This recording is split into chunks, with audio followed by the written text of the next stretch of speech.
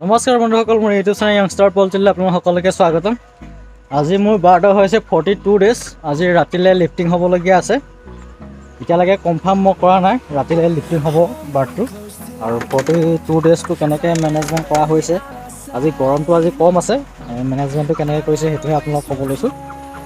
আজি মই চাইক্ৰফল পি দিছোঁ, ৰেগুলাৰ এইকেইদিন চাইক্ৰফল পি দি আছোঁ। চাইক্ৰফল পি দিলত ৱেটটো আপোনাৰ বডি ৱেটটো ধৰি ৰাখে, মুৰ্গীটো বডি ৱেটটো লছ নহয়, সেইটো কাৰণে চাইক্ৰফল পি লগাই আছোঁ। আৰু আজি টেম্পাৰেচাৰটো কম আছে, টেম্পাৰেচাৰটো কম থকাৰ কাৰণে মই ফিডিংটো কৰাই আছোঁ। আপোনালোকে দেখা পাইছে মই ফিডাৰবিলাক হেং কৰা নাই, দানাটো খাই থাকিব লৈছোঁ মুৰ্গীবিলাকক। আজি লিফটিং হ'ব যিহেতু, যদি মই ফিডাৰবিলাক হেং কৰি দিম তেতিয়া আপোনাৰ বডি ৱেটটোত বহুত ডিফেক্ট আহি যায়। আপোনাৰ দানাটো খাব নাপালে মানে প্ৰায় 20 গ্ৰাম 30 গ্ৰামকৈ বডি ৱেট লছ কৰি দিয়ে মুৰ্গীটোৱে। আৰু টেম্পাৰেচাৰটো ডাউন কাৰণতে খাই থাকিবলৈ দিছোঁ দানাটো। যদি টেম্পাৰেচাৰ বেছি থকাহেঁতেন ফিডাৰটো মই হেং কৰি দিলোহেঁতেন। এতিয়া মই টেম্পাৰেচাৰ ডাউন কাৰণত ফিডটো ইনটেক কৰি থাকিবলৈ দিছোঁ, তেতিয়া বডি ৱেটটো মানে লছ নহয়, বডি ৱেটটো থাকিব।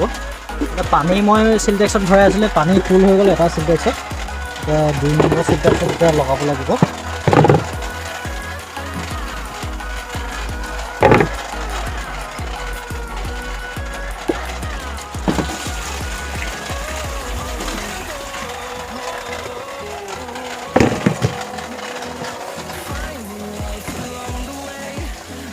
মই ঘৰত নাছিলোঁ, অলপ ওলাই গৈছিলোঁ। দেউতা আছিলে ফাৰ্মত, ফেন এখন আকৌ নুঘূৰা হৈ গ'ল বুলি কৈছে। তাৰমানে নন ষ্টপ ফেনটো চলিয়ে থাকেতো, নন ষ্টপ ফেনটো চলি থাকিলে আপোনাৰ যোনটো কেপাচিটৰটো ফেনৰ কেপাচিটৰটো গৰম উঠি যায়, গৰম উঠি গ'লত ফেন কেতিয়াবা ৰৈ যায়গৈ আপোনাৰ, এইটো প্ৰব্লেম হয়। আৰু মই পাৱাৰটো অলপ কমকৈ দি থৈ গৈছিলোঁ, এখন ফেন ৰৈ গৈছে বুলি কৈছে। এতিয়া মই চাব লাগিব কিয় ৰৈ গ'ল। আৰু বাৰডৰ আজি এভাৰেজ বডি ৱেট 2 কিলো 500 আহিব লাগে মোৰ হিচাপত। কালি আপোনাৰ ৱেট লওঁতে আছিলে 2 কিলো 400 আছিলে। বাৰ্ডটো মই প্ৰায় আপোনাৰ অলপ বাৰ্ড মই লিফটিং কৰাই দিছিলোঁ প্ৰায় 38 ডেজত। মানে স্পেচটো মই বেছিকৈ দি দিছিলোঁ বাৰ্ডটোক লিফটিং কৰাই পেলাই। স্পেচটো দিলত বডি ৱেটটো আহে, সেইটো কাৰণে স্পেচটো দিবৰ কাৰণে মই বাৰ্ডটো অলপ লিফটিং কৰাই দিলোঁ আপোনাৰ 38 ডেজত। আৰু এই ফেনখনে আপোনাৰ নুঘূৰা হ'ল বুলি কৈছে দেউতাই। কি হৈছে এতিয়া চাব লাগিব।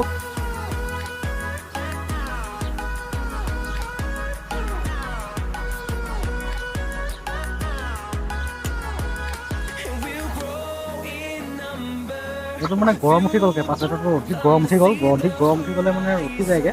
আৰু কেপাচিটৰবিলাক মোৰ চেঞ্জ কৰিব হ'ল। যোনবিলাক কেপাচিটৰ এইবিলাক চেঞ্জ নকৰিলে আপোনাৰ কি হয়, যিমানটো কাৰেণ্ট দিব লাগে মটৰটো সিমানটো কাৰেণ্ট দিব নোৱাৰিত মানে ফেনখন ৰখি যায়। এতিয়া ঘূৰাই দিলত মানে অলপকৈ ঘূৰাই দিব লাগিব, ঘূৰাই দিলত ঘূৰি থাকিব। এতিয়া চুইচটো দি পেলাই অলপকৈ যদি ঘূৰাই দিম তাৰপৰা ঘূৰি থাকিব, আপোনালোকে চাব। গৰম অধিক গৰম হৈ যোৱাৰ কাৰণে হৈছে। এখন এতিয়া ঘূৰি গ'ল নহয়, এখন এতিয়া ঘূৰি থাকিব নৰয়। আৰু কাৰেণ্টটো যেতিয়া গুচি যায়, অধিক যেতিয়া ফেনখনৰ কেপাচিটৰটো গৰম উঠি যায় তেতিয়া ফেনটো ৰৈ যায়। আৰু কণ্টন কোম্পানীৰ ফেন হয়, কণ্টন কোম্পানীৰ ফেনটো ইমান বেয়া নহয়। মোৰ 2014 চনতে লোৱা ফেন এইবিলাক এতিয়ালৈকে চলি আছে। আজি ক'ব গ'লে কিমান বছৰ হৈ গ'ল ফাৰ্ম কৰা, মোৰ যিমান বছৰ হৈ গ'ল ফেনো ইমান বছৰ হৈ গ'ল। মানে অলপ প্ৰতিপালে ৰাখোঁ বস্তুবিলাক। ফাৰ্ম হৈ যোৱাৰ পিছত আকৌ চাফ চিকুণ কৰি পেলাই আকৌ মানে ভালকৈ থৈ দিওঁ, সেইকাৰণে দিনটো ইমানকৈ দিছে। আৰু ঠাণ্ডা কালিতো প্ৰয়োজন নহয়, এতিয়া গৰমতহে প্ৰয়োজন হৈছে। বাৰ্ড আপোনালোকে দেখা পাইছে একদম ফ্ৰেছ আছে, কোনো প্ৰব্লেম নাই। এইফালে বাৰ্ড একদম পূৰা ফ্ৰেছ বাৰ্ড, অলপো প্ৰব্লেম নাই। আৰু বডি ৱেটটো আজি মোৰ হিচাপত 2 কিলো 500 টানিবই লাগে। 2 কেজি 500 নাটানিলৈ 2 কিলো 470 গ্ৰাম 80 গ্ৰাম এনেকুৱামান আহিবই মোৰ হিচাপত, তাতকৈ কম নাহে। ফিটিংটো মই কৰাই আছোঁ। এতিয়া ৰাতিলৈ মালটো আপোনাৰ লিফটিং হ'ব। কিমান টাইমত হ'ব কি কথা ক'ব নাই, গৰম কালি ৰাতিহে লিফটিংটো হয়, দিনৰ পৰীক্ষণ মাল নুঠায়। দিনৰ পৰীক্ষণ মাল উঠাবলৈ আপোনাৰ হিট ষ্টক হৈ পেলাই গাড়ীত লোড দিওঁতে বাট মৰি যাব, সেইটো কাৰণে দিনৰ পৰীক্ষত আপোনাৰ লিফটিং নহয়। আৰু কেইদিনমান ৰাখিম বুলি ভাবিছিলোঁ, এতিয়া নাৰাখোঁ। এইটো কাৰণতে নাৰাখোঁ মানে গৰমটো বেছি হৈ গৈছে। আজিহে গৰমটো অলপ কম দিছে, মানে গৰমটো বেছি হৈ গ'লত ডাঙৰ বাৰ্ডৰ ক্ষেত্ৰত অলপ অসুবিধা হয়। আৰু এতিয়া মালৰ ৰেটো আছে, সেইটো কাৰণে মই মালটো চেল কৰি দিব বিচাৰিছোঁ। এতিয়া ৰেট প্ৰায় আপোনাৰ 150 মান আছে পাৰ কেজি। 38 দিনত মই মাল চেল কৰিছিলোঁ 2 কেজি 100 এভাৰেজৰ দিছিলোঁ, 2 কেজি 100 প্লাছো আছিলে। তেতিয়া আপোনাৰ মোৰ মালটো চেল হৈছিলে 140 প্লাছত চেল হৈছিলে। এইকেইদিনত আৰু ৰেটটো বাঢ়িলে বুলি কোৱা শুনিছোঁ, প্ৰায় 150 প্লাছ যাব। কালি এজন মোৰ ছাবস্ক্ৰাইবাৰে ফোন কৰিছে, তেখেতে গুৱাহাটীত নিজে আপোনাৰ ফাৰ্মিং কৰি আছে।